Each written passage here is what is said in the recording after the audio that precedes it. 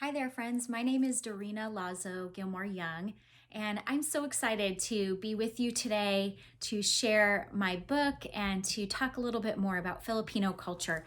I wrote this book called Cora Cooks Pancit, and this was a book that was inspired by my grandma Cora.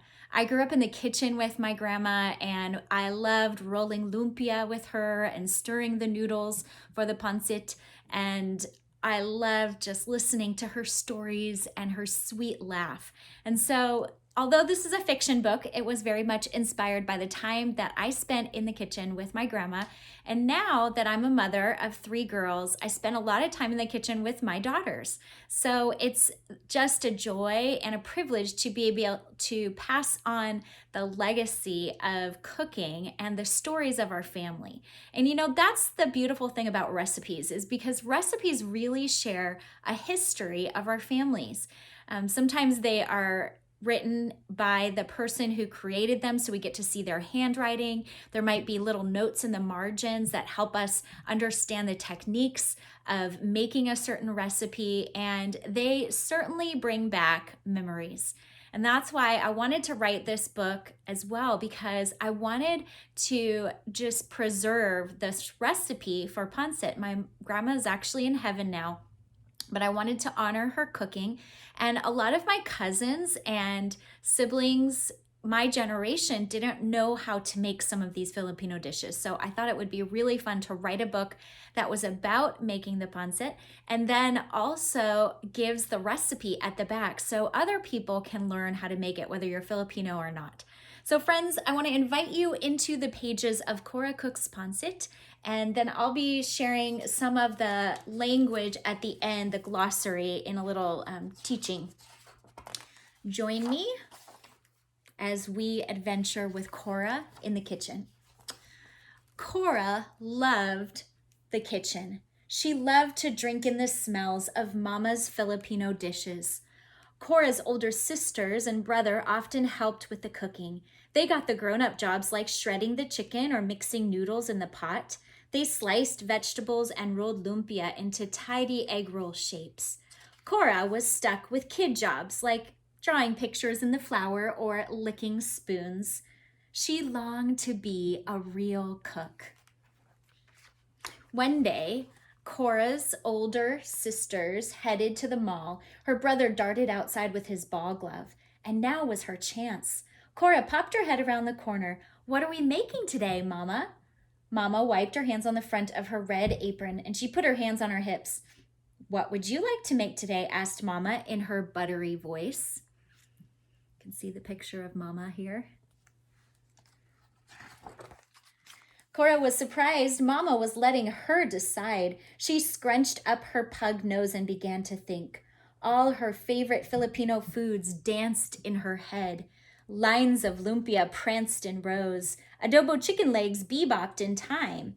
She saw a large bowl of pancit. The thick noodles and vegetables curled and swirled in a dance party. Will you teach me to make pancit? She asked. "Of course," said Mama. "Would you like to wear my red apron?" Cora was a real cook now. The apron was a little too big, but it would do. Mama helped Cora tie the strings around her back and make a neat bow at her belly button. "This apron belonged to Lolo, your grandpa," said Mama. "He wore it when he first came to California. He was a cook for the Filipino farm workers who picked strawberries and grapes in the fields." "Did Lolo teach you how to cook?" Cora wanted to know. "He did," said Mama. "I followed him each day to the big kitchen. He created all kinds of dishes to fill the hungry workers' tummies. And while he cooked, he told stories about the Philippines where he was born." Cora nodded and listened. Cora stuffed her hands in the deep apron pockets. She imagined Mama and Lolo cooking together. She saw Lolo as a boy unwrapping the banana leaves and scooping the sweet rice from inside. Cora knew the rules in Mama's kitchen. She scrubbed her hands with soap.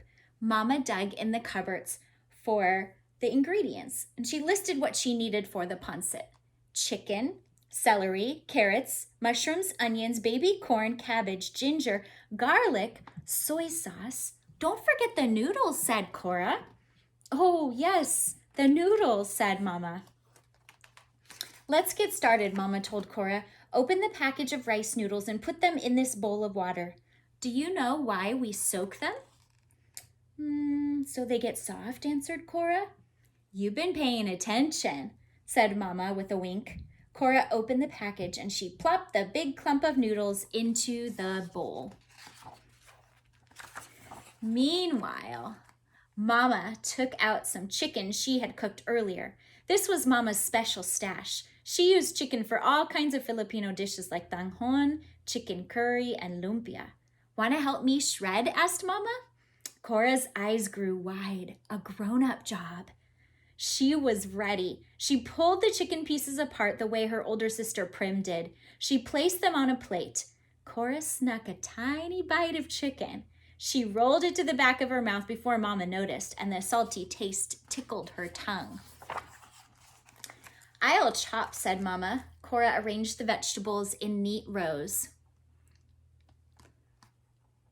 Mama chopped celery stalks, carrots, cabbage, and onions, and when Mama started slicing onions, tears ran down Cora's cheeks. She looked up and saw Mama's watery eyes. Onions make us cry, sang Mama, and they both laughed. Mama took out her huge Pancit pan with the shiny copper outside and the big handles. The pan was deep enough to hold all the ingredients. Cora danced on her tiptoes to see inside. Mama asked Cora to step back while she added some oil and the vegetables to the pan. The pot began to hiss and sizzle. Mama added spices too, garlic, ginger, and a splash of soy sauce. Cora loved the smell of garlic. Can you check the noodles, Cora? Asked Mama. Cora scratched her head. She tried to remember what her sister Prim did when she checked the noodles. Cora thought she should sniff the noodles, but she picked up the bowl too quickly. Water sloshed onto the floor. Are you making a mess? Asked Mama with pointy eyebrows. Silly Cora, you just need to touch the noodles with 2 fingers to see if they are soft. Mama laughed and handed Cora a towel to mop up the mess. Mama went to work straining the noodles. And now for the fun part, said Mama. Let's add the noodles to the Pancit pan. Can I stir? Asked Cora. She knew this was another grown-up job. Yes, but be careful near the burner, called Mama, who pulled out a stool for Cora to stand on. Cora began to stir in a wide circle. She watched the noodles somersault over the carrots and celery. She made the soft onions sway this way and that, this way and that. And the smell of ginger mixing with garlic floated to her nose. A few mushrooms escaped from the pot. Oops. That night, Mama brought the food to the table. She set out a platter of adobo chicken, 2 plates of her special lumpia with dipping sauce, and a bowl of pineapple slices. Cora's brother and sisters came to the table one by one. Daddy sat in his usual spot at the head of the table. Cora watched his eyes grow wide as he checked out all the food. He licked his lips. And finally, Mama set the steaming platter of pancit in the middle of the table. You made pancit without us? Hollered Cora's brother Crispin. Who did my job? Asked Prim. Who checked the noodles? Sarah needed to know. Mama replied, Cora did all the grown-up jobs. Really, said Daddy, that's my girl.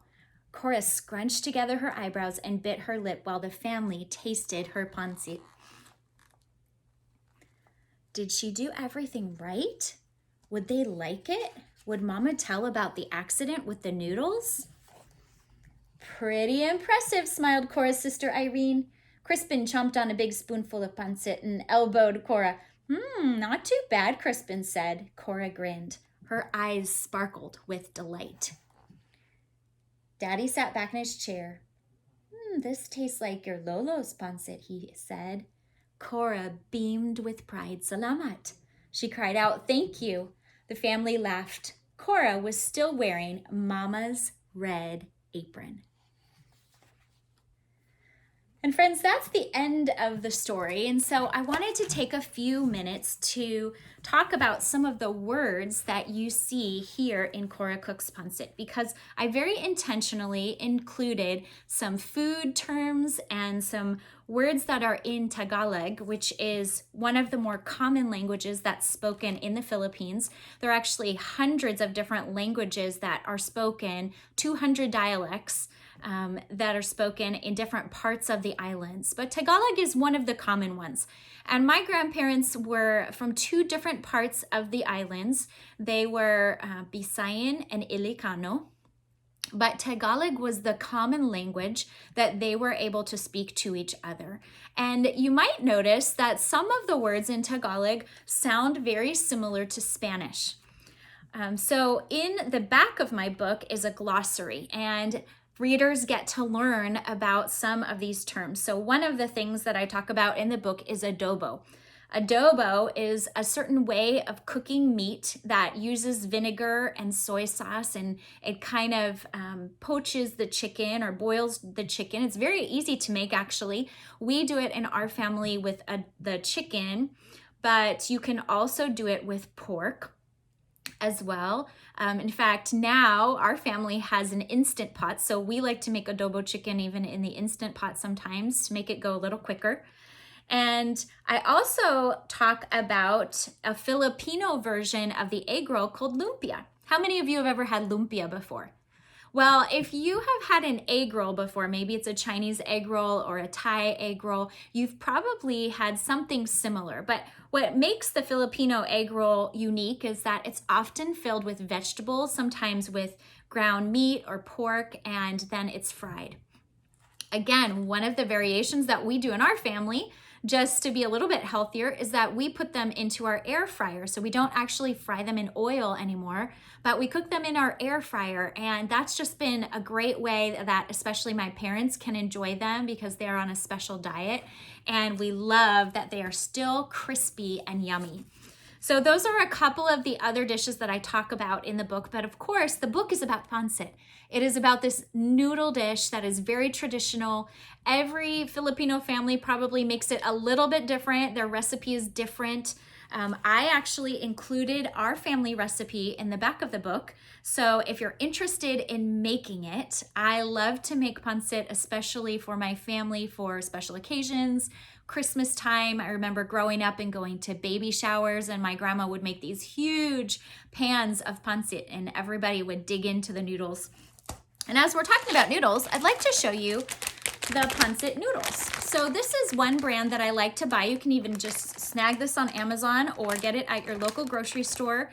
We have an Asian market that we like to go to here in Central California. But even if you have one of the main grocery stores like Vons or Save Mart or Safeway, they often have Asian food aisles or sections, and you can look for the rice stick noodles.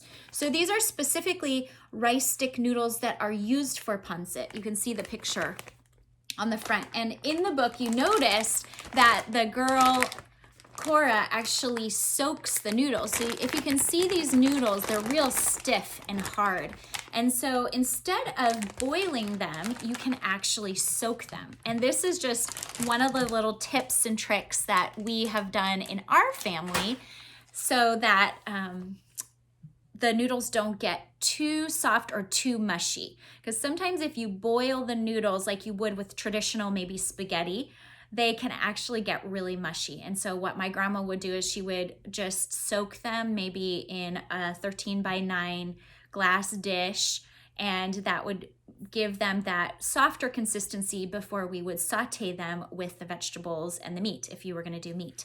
I also wanted to show you the mushrooms. So it talks about the mushrooms that escaped from the pot. You can see that illustration on the front of my book. And the mushrooms that we like to use are dried shiitake mushrooms. So again, I grabbed these from our local RN market, which is an Asian market, but you can probably find these in the regular grocery store now, or you can even order them on Amazon. And if you see these, the mushrooms are actually pretty large, and you can't touch them right now, but the texture of them is actually hard. They're dried.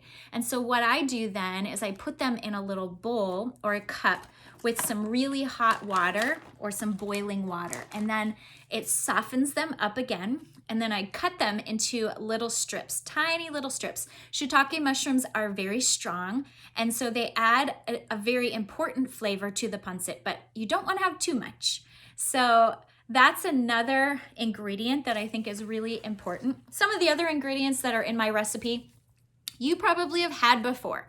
Celery, onions, carrots, garlic, and ginger. Those are common ingredients that are used in a lot of Asian dishes, but especially in Filipino food. So if you were at my house today, I would be cooking up a big pan of pancit and maybe some chicken adobo to serve to you. I would love it if you could share with us if you have ever had pancit before, and if you haven't, maybe if you have a special way that you like to eat your noodles. I mean, the thing that I love about noodles is that noodles are used in so many different cultural cuisines from around the world. My mom's family is actually Italian, and so we make a lot of Italian sauces, like a red marinara sauce. We make a white Alfredo sauce. My kids love pesto, which is made with basil and Parmesan cheese, and a lot of times we get that basil straight from our garden. So those are some of the ways that my Italian family likes to eat noodles. And then of course, our Filipino side, we like to have pancit. We make chow mein, which is kind of like more of a Chinese way of serving noodles. And there's all different kinds of ways that you can enjoy noodles. So friends, I want to encourage you, if you get a copy of Cora Cooks Pancit from your library or your local bookstore, to try out the recipe at the end and to see what it tastes like if you haven't had pancit before. And if you have, I think it would be fun if you share about some of the differences, some of the different ingredients maybe that you use in your family. Thanks so much for joining me today. You can learn more about my writing and my books over at my website, dorinagilmore.com. And I would love to connect with you more. And just a quick secret, I actually have 2 more books that are going to be coming out in the next couple of years. So stay tuned for that. Take care, friends. Salamat.